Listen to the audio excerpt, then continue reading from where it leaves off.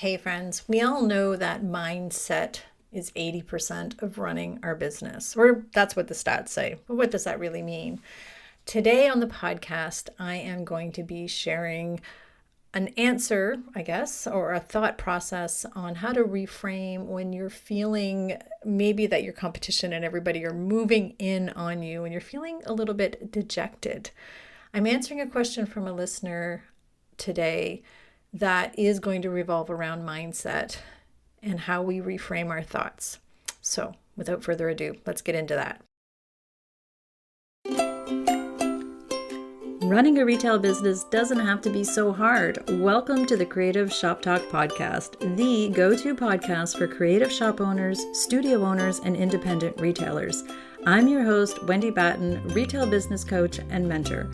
Each week, I'll share simple, proven business strategies, inspiring stories from fellow retailers, and advice from industry experts. Together, we're going to work to find the success you want from your retail business with more profits in your till and a little more joy in your life.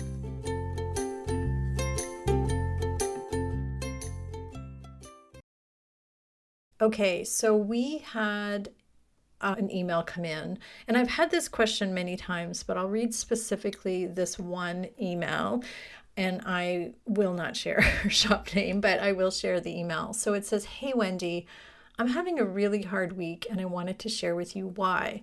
I just found out that there's another home decor shop opening just 2-minute walk away from me. The location that they are moving to is phenomenal and a place that I only could dream of and didn't even know was available. I'm in a much less cool place. I've worked really hard over the pandemic to keep my clientele happy and my business going. I'm feeling really defeated. Any words of advice? Emily." So first of all, my heart is out to you, Emily, because I know you worked really hard. Emily's a listener and a follower, and we've become friends on Instagram and did some work together. She joined a couple of my programs. And it is hard when we worked so hard to feel this way. So today on the podcast, I'm going to share my answer to Emily. And actually, we had jumped on a call and had a coaching session. And I hope that this is helpful to you as well. If you've ever felt maybe not necessarily a competitor moving in, but I do want you to reframe how you think about your business at some points in time. It all happens to all of us. Inevitably, our mindset gets a little bit messed up sometimes. So one of the things that I shared with Emily and that I would like everybody to think about is that competition isn't a bad thing. So we think of competition as a scary, fearful thing. But when we reframe it and when we think about the actuality of it is, it can force us to stay a little bit more fresh. It can help bring more awareness maybe to our area.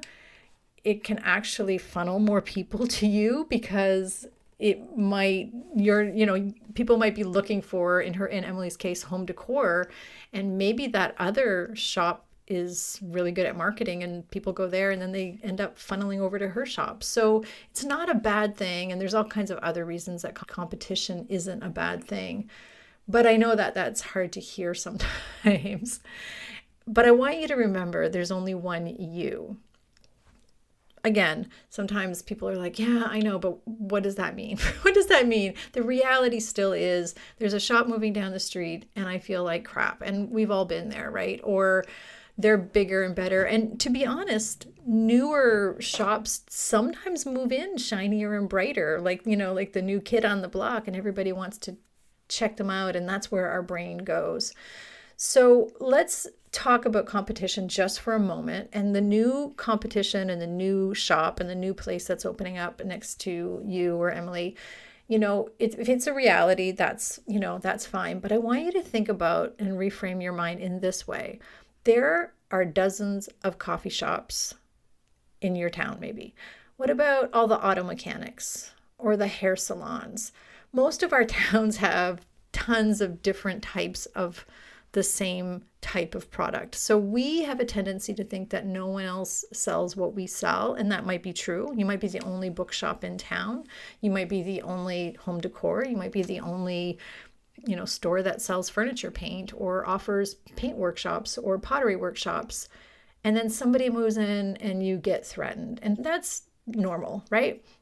But I want you to think about those coffee shops. And I know I've shared this thought pattern on the podcast before, so I want to come back to that. Why do you choose the certain coffee shop that you do or the restaurant that you do in your community? And maybe you go to 2 or 3 of them, but there's a favorite. I know instantly that you thought of a favorite coffee shop or restaurant or retail store or whatever. There's a place that you go to consistently because that's your favorite. Right? Like maybe there's a local store you always go and buy your gifts at because it's your favorite. So what makes that your favorite coffee shop or your favorite place? There's something unique about that. There's only one of those, even though there's a dozen. So I want you to think about that. And also a side note here is to make sure that we are branding ourselves, and then we're not just branding our product lines, because what if that other shop starts carrying that same product line? This recently happened to one of my clients in a very small town, selling she was actually in a home decor as well. And 2 doors down, this new, brighter, prettier, fancier shop opened up selling the exact same products. So I want you to remember to keep branding yourself, not your product lines, but that's another podcast that I guess we could talk about. So what I want to suggest at this stage, and what I suggested to Emily, and actually we worked through together, and we'll do it right now here, I'll work through it with you, is running what we call a SWOT test. And you may have heard this before. It's a strength, weakness, opportunity, and threat test. We do it a little bit different, and I know we actually talked about this. I'm trying to think now. I think a few months ago on the podcast. But I want you to think about it a little bit differently. I want you to think about your strengths, and under your strengths, I want you to really think about what your unique selling points. So we're going to break this down. If I didn't make that clear, we're going to break this down. We're going to look at what are your strengths, what are your unique selling points, what do you do better at your shop than anybody else? Why are you guys unique? Why is your shop unique? Why do people come to us? What do we do differently, right? What do we do different than the competitor? Now, if they're just opening and you don't know, then that's different. But what do you do different? What do you do uniquely different that people love about your shop? Maybe it's, you've already, and one of your strengths, I want you to remember, some of your strengths could be building a strong community. Maybe you've built this great community. We know in Emily's case, I know in Emily's case as well too, that during the pandemic, just like many of you may have done, she really leaned into her community. She really, served them well during the pandemic. She really showed up for them. So she has a strong community. So that's a big strength. Your location might be a strength. It might not be something that, anybody else can compete with. Your parking might be a strength in your box of strengths, right? It's probably, or it could be that you understand your ideal customer. When I say that, I'm thinking of some of my clients that are in my mastermind group in my inner circle. And I'm thinking, wow, some of them just know their people so well. They know them so well. They can look at a product and they say, yep, nope. Not going to buy that. Yep. And they're going to buy that. They're going to love this. Everything they do comes from the point of view of what will their customers love. So they nailed that. That's not something somebody new can come into the world and know. Another strength could be, does everybody know your name? It could be that everybody knows your name. I love that. Everybody already knows, Jeff at the Vintage Nest, they just, everybody knows Jeff at the Vintage Nest. So it rolls off people's tongues. People will talk about him and his brand. It'll, I'm thinking about, all kinds of other retailers that I know that people just know. They just know you. They know your reputation. They know, like, and trust you. You've built up that nurture marketing has been really strong, and you're really good at it. So that is a strength. And we sometimes have a tendency to not think about that as a strength. And while we're going through these, the SWOT test, I want you to remember this is about your brand, not about your personal skills, right? This is about your position in your brand, how the CEO office is running, this is like a head office overview. I want you to put your CEO hat on and not go through it in a personal and take things personally. Your strength might be that you are a great leader to your team.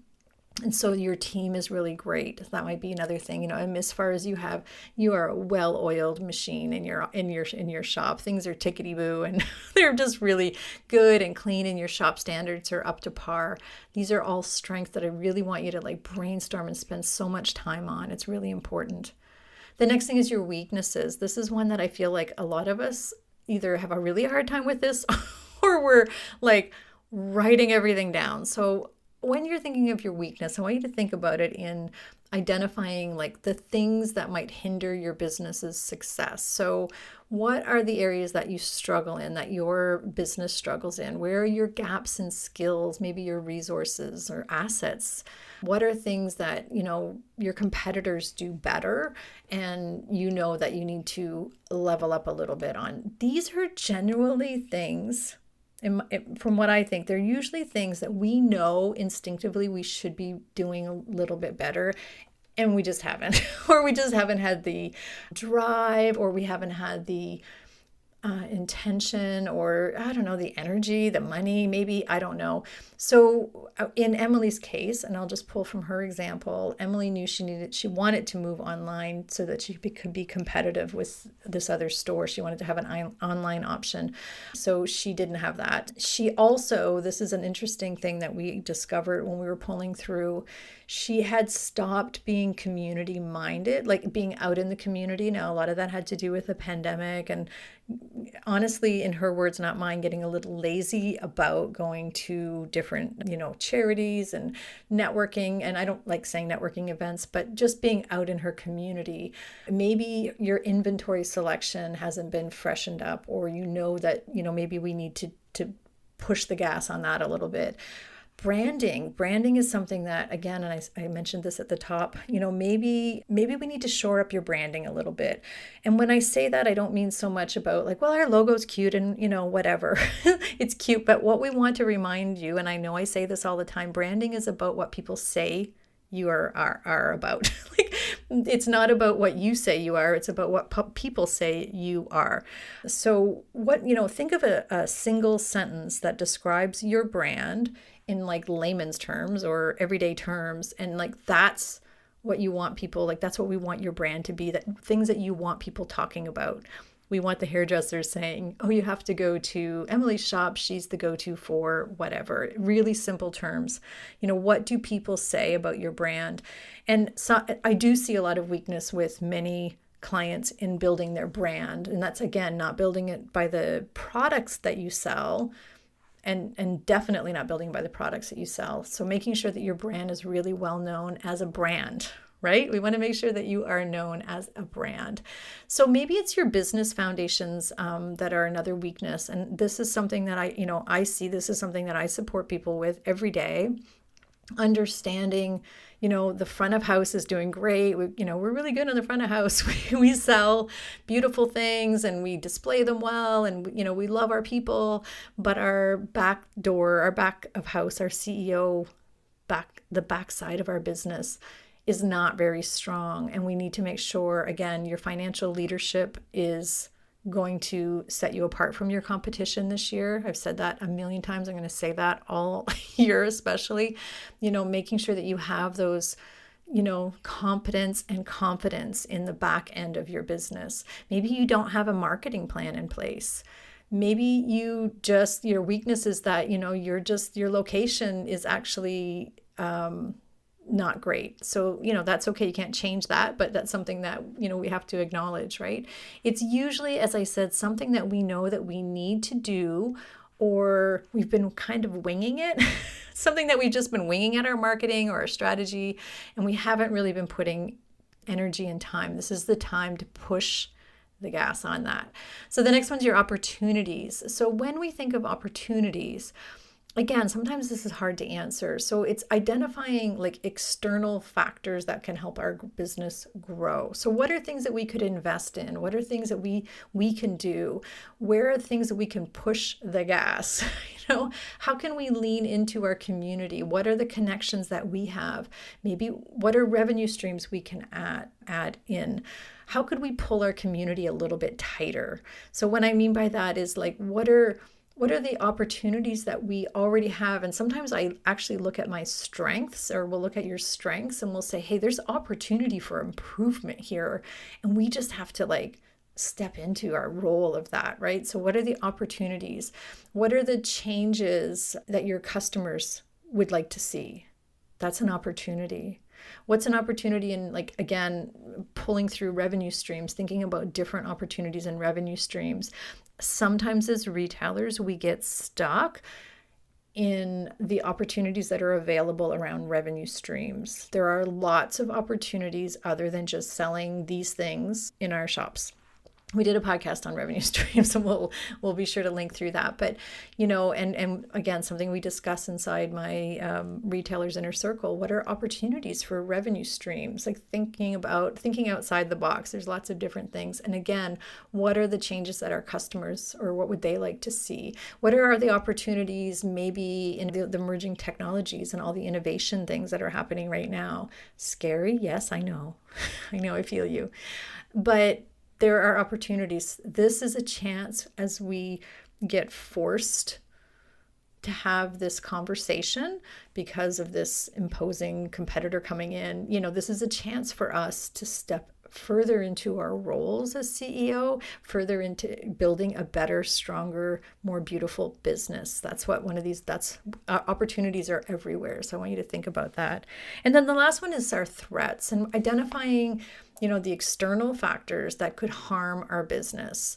So what does this emerging competitor, what is it going to do to the market, and what does that look like? And, are there economic issues, and there might be in your area? What are the other risks and the challenges that we face? And this is where we brainstorm again. This is your list. It's not going to your teacher. So just brainstorm what you feel is a threat, and spell it out. After you make that list, I want you to ask yourself, is it true? Next to some of these things, I want you to ask yourself, is it true? Is it true that a new competitor is coming in and I'm going to lose my business? No, that's why we're doing this exercise, right? So let's just specifically why you think they're a threat, or what the threats are, not just them, but in other threats as well too. Could be a threat. One of the threats that one of my clients, we just did this exercise, and one of her threats was that she has an aging population of employees, and she knows that a couple of them are planning on leaving her soon.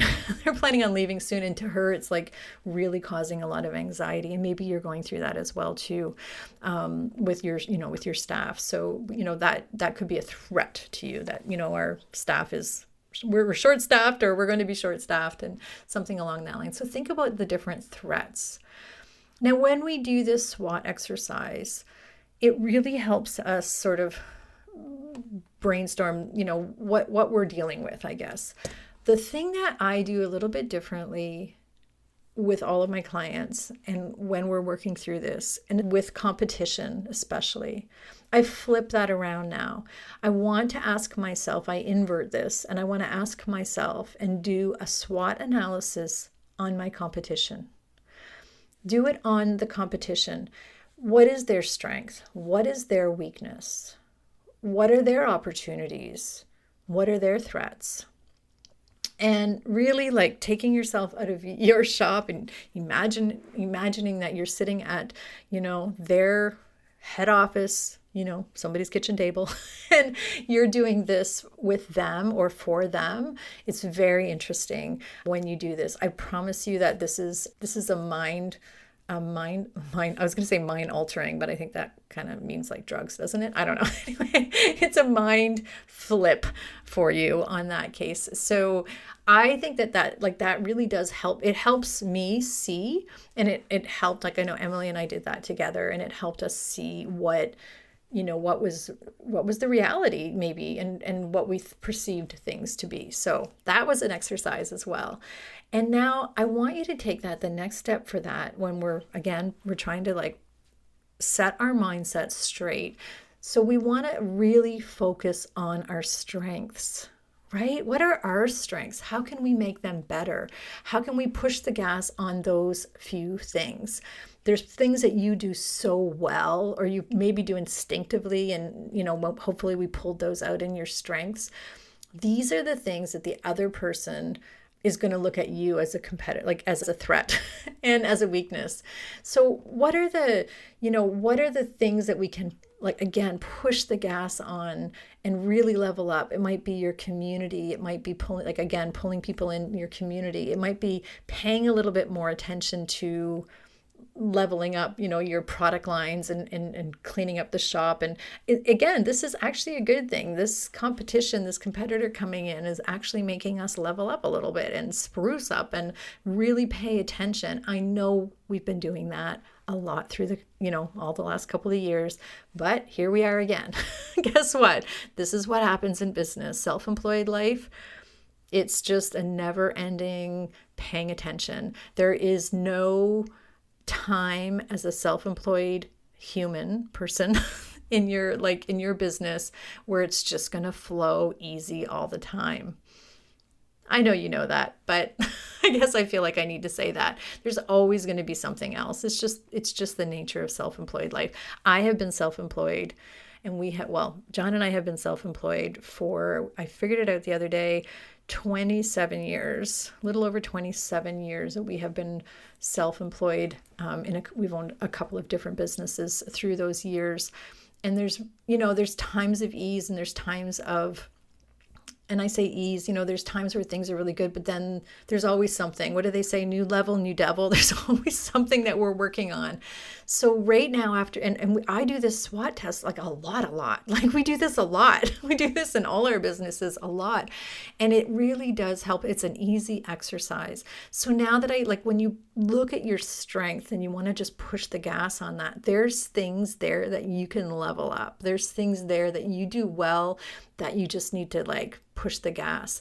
And then there's things, again, in those opportunities department, maybe that in the opportunities that, you maybe have been just riding the rails. You just haven't really enabled that. You haven't expanded or explored that thing. And now that we're back to this more normal, I don't know, whatever we are in the retail world, there's lots of room for opportunities right now. There's a lot of opportunities coming in everybody's way right now. So maybe now is when we lean into that. Maybe now is when you get out in your community. Maybe we look back at our weaknesses and we ask ourselves, well, what are the things that we can pull out of that weakness and make super strong? We just go for it now. So maybe in Emily's case, she has decided to really get involved with her community. She's ahead of the other person right now because she's already known in the community. She just hadn't been in the community. So she's doing a lot of things. She's just doing a lot of taking the opportunity right now to jump into her community and become known. Maybe it's increasing your inventory selection. Maybe it's leveling up that branding, as we spoke about early. Maybe it's getting super clear, figuring out that one sentence and making sure that people know it and we say it everywhere. And we're not just being cute and clever. We're being super clear. We're changing our signage out front. We're doing all those things that we talk about, in being clear, not clever when it comes to marketing. She, in Emily's case, she has decided to really lean into an honest to goodness marketing strategy. She uses my 5-part framework and the marketing strategy and the foot traffic made simple, the one that I have inside my retailers inner circle group and the one that I teach quarterly. We do the master classes, and she's really leaned into that and seeing a huge difference when it comes to that. So what are the things that you can push the gas on now that would you have control of? You can take control and do that. And one of the other things is, and I share this regularly, about borrowing and being inspired by your competitors. What are the things that the competitors are doing? And again, we have a podcast on what to do when again, what to do when you're feeling this real threat from your competitors, or how to borrow from your competitors, or when you see other people doing things really well. So maybe it's not your competitors, maybe it's other retailers or something. What are the 20% of the things that they're doing that you can instantly sort of action on? And again, this is more inspired by, so maybe it is starting the online business, or maybe it is, and again, you do business your way, we all do it our way. But really, what are the things that you want to do that would make a difference? So we don't want to try to compete, but to their strengths, but we do want to shine and elevate our strengths. I hope that makes sense. So strong marketing is really going to be the key, and that includes your branding. Of course, you want to become the go-to. And one of the silliest little things I can suggest when it comes to your mindset around all of this is put your blinders on. Put your blinders on. Stop being obsessed with looking at how pretty their website is, because I know you're doing that. Put your blinders on. You don't know what's going on behind their doors. You don't know that your customers are going to all run away and not come to you anymore. You have control of some things. So put the blinders on and stop following and being obsessed with that, and focus on your business and what you do have control on or in. And that is the big secret. I think it's like, stop wasting energy being worried all the time and start focusing on what you have control on. Because again, I'm going to say it, mindset is 80% of the game, and we need to be in the game, right? We need to stay on top of things. So I hope that has been helpful.